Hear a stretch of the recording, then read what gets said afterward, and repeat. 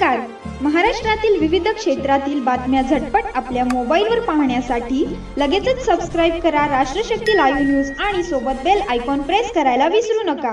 मुंबईतील एक auto rickshaw चालक महिन्याला 5 ते 8 लाख रुपये कमाई करतो अशी माहिती समोर आली आहे.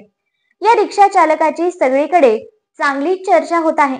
ही व्यक्ती ऑटो रिक्षा चालवून कशा पद्धतीने इतके पैसे कमावते असे अनेक प्रश्न सर्वांना पडले होते. या मागचे सत्य काय आहे ते समोर आले आहे. खरंच हा रिक्षा चालक इतके पैसे कमावतो का हे आपण जाणून घेणार आहोत.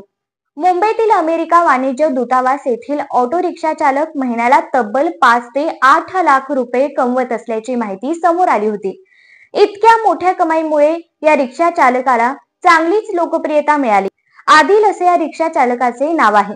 अमेरिका दूतावास येथे व्हिसा इंटरव्ह्यू साठी येत असलेले नागरिक त्यांच्या सोबत काही बॅग, लॅपटॉप किंवा इलेक्ट्रिक वस्तू घेऊन येतात.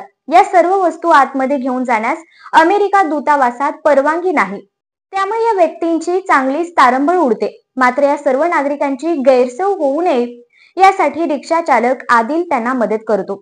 त्यांच्या बॅग, इलेक्ट्रिक वस्तूची आणि तो सुरक्षित ठेवतो. यासाठी तो त्यांच्याकडून दिवसाचा दर देखील आकारतो किंवा अन्य सामान तो घेतो. हा रिक्षा चालक अमेरिकन वाणिज्य दूतावासाबाहेर आपले वाहन पार्क करतो आणि प्रति ग्राहक त्यांच्याकडून 1000 रुपये दराने बॅग ठेवण्याची सेवा देतो.